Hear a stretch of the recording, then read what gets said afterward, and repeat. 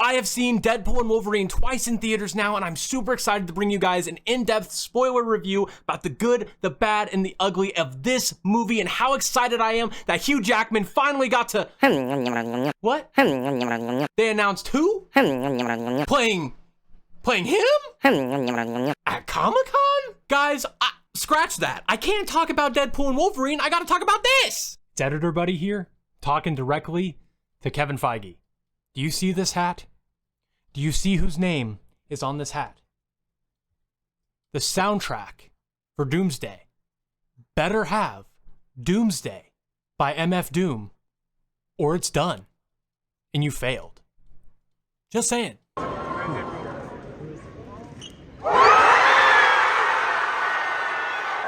New mask. Same task.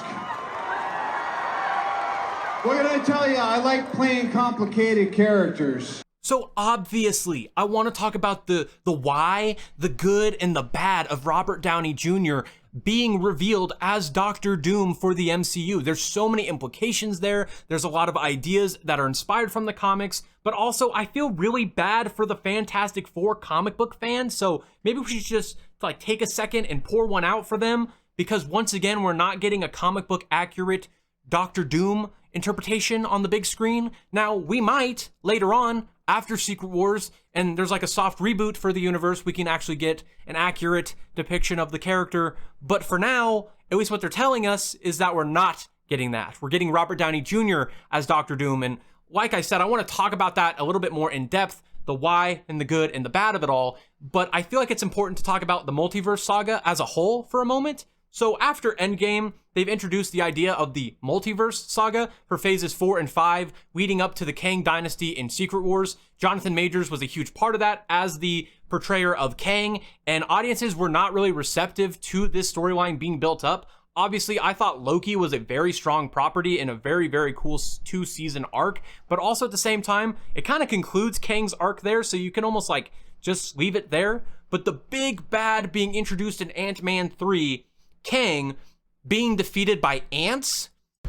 How many Avengers I've killed? And you think you can beat me? I am Kang!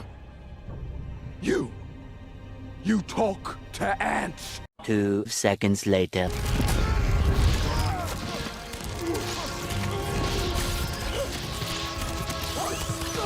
Not a good start. Not a good start. So it makes sense why the criticism is coming very forward to Marvel, and they're taking a step back after all the real life stuff. I don't want Jonathan Majors playing Kang after that. Are you kidding me? I thought they were just going to recast and move forward in a different way. However, they decided not to do that, and they decided to go and divert the story back to Doctor Doom, which is surprisingly more comic book accurate than doing Kang. But then, instead of doing accurate Doctor Doom, they went Tony Stark, rip you as a variant, Robert Downey Jr. Or at least that's the way we're perceiving things. So why did Marvel do this? Marvel did this because of superhero fatigue and the idea that the Marvel Cinematic Universe is dying. And a lot of people online are saying this is the final nail in the coffin for them. Bringing Robert Downey Jr. back, bringing Anthony and Joe Russo, the directors of Winter Soldier, Civil War, Infinity War, Endgame, back again. Stephen McFeely is also back writing the next Avengers 5 and 6. Basically bringing all the safe people who made you a lot of money before, bringing them back again to do it again. It's the easiest way to get people back in the seats. Biggest question I want to answer right away is the why. Why did Marvel and Disney decide to go down this route? Well, it's basically everything I just explained, but I kind of want to wrap it up in a nice little bow for us. The start of phases 4 and 5 has not been very good. A lot of different reactions to different properties, and the Multiverse Saga as a whole is obviously not being perceived the way they expected it. If you've watched Deadpool and Wolverine, they basically tell you that flat out, that people are not really liking this story, and they already feel like the multiverse is overplayed and overdone, and it's just been torn into the ground. Not very good. And then you put the entire Multiverse Saga on the pedestal of Kang, then your actor all of a sudden shouldn't be playing the role anymore. So what do? You have to rectify this decision. Do you recast, which they've done in the past? They've done Marvel Cinematic Universe recastings, and the most recent one has been President Thunderbolt Ross is now Harrison Ford. obviously the franchise is not afraid of doing recasts. It's just the fact that like they want to just kind of negate this whole story because of fans' perceptions of the story so far, their disappointment from the saga as a whole, the real life stuff, and they just kind of want to like eliminate all of that. So they just deleted Kang Dynasty. They just went up to it, right-clicked it, and deleted it. Crazy to me. Absolutely crazy. But they decided to go with Avengers Doomsday. They want to bring fans back to the movie theaters. They want to bring their good graces back. And the safest way to do that is bringing back the same directors who brought you all that money and all that cash, and then give Robert Downey Jr., the newest Oscar winner, a bunch of money to come back. He was obviously the face and the hero of the first saga, and now he's going to be the villain of the second.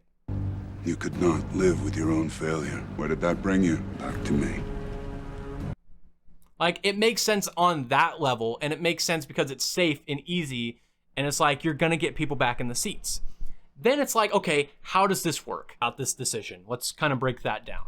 Obviously, Iron Man is probably gonna end up being an anchor to the Infinity Saga. And then, in the Multiverse Saga, you do the flip-flop. The hero becomes villain. You either die a hero or live long enough to see yourself become the villain. Well, Iron Man is doing both. Robert Downey Jr. is apparently doing both. We don't know if Victor Von Doom, Robert Downey Jr., is going to be the Doom for the rest of the time in the MCU. I'm assuming not. I'm assuming this is just a villain for the Multiverse Saga to take over the reins of what Kang was supposed to be. Maybe we have an instance where Kang becomes the Molecule Man of Secret Wars, where basically he's placed amongst every single timeline and he's there to detonate the universe and basically explode it so Secret Wars can happen. That's the TLDR. That's the too long didn't read. Molecule Man is basically a being that's in every single universe. They catch on to it, Secret Wars happens. Doctor Doom can then take over that role as the big bad, and whenever he gets revealed to the other Avengers fighting him, it could be like, no, you're our friend. That sucks. Oh, man, darn. Like, they're going to do something like that. And maybe this is an opportunity to bring back another variant of Iron Man 2. Like, concluding the Multiverse Saga in this way is definitely interesting. I really wasn't expecting this kind of reveal. I thought the different diversion for Avengers 5 was going to be Avengers versus X-Men. I thought that's what we were leading up to. So seeing Doomsday is like, whoa, okay, I gotta focus in here. What does this mean? It really does feel like they're gonna set up Doom as the big multiverse bad guy. And I think because we're not really building up to Doom, we kind of just have Doom now. They kind of need to take an entire Avengers movie to really take on that big, huge task. I think it'll be definitely interesting for Robert Downey Jr. now being an Oscar winner and wanting to portray complex characters. Like he says in the video where they reveal him, he's like, new mask, same task. I like playing complicated characters. I definitely think that's cool. I think it's going to be interesting to, really hone in. Like the whole idea of the Multiverse Saga has been like the idea of variants, anchor points, like how does the multiverse work? How do different choices affect us in the timelines and stuff? I think there's a lot of room for this to work in a lot of ways, but I think it's ignorant not to point out the like safe choice here. Fact that this is once again not really a comic book accurate version of Doom. Like there's plenty of criticisms here, and I think people are definitely like validated in that opinion. This video has been so much harder to record than I thought it would be because there's just so many different spiraling thoughts happening in my brain all at once. But I think the negativity, the reception to all of this being honestly a lot more negative is pretty understandable and is validated. It's the super safe choice. Not going with a new unique actor for this role, not really taking the time to properly introduce Doctor Doom, showing us the Fantastic Four in their unique 60s setting in an alternate universe, taking advantage of the multiverse in that story, but then not giving that same attention to Doctor Doom with Latveria, with Victor Von Doom doing his thing. Like making it Robert Downey Jr. gives a lot of room for creativity. I'm excited to see how it goes down. Hopefully the execution is good, but all these fans who have concerns or like frustrations with the fact they're not getting a comic book accurate Doom again is 100% validated. And I feel like if this does not stick the landing, it is not looking good for the Marvel Cinematic Universe. Hopefully they've taken the time to plan this out and make it work. I was kind of under the assumption that Marvel was going to like take this as a huge win and everyone was going to be super excited about it. But I've been seeing a lot of negativity online, so this is definitely a risk they were taking at the same time being the safest choice.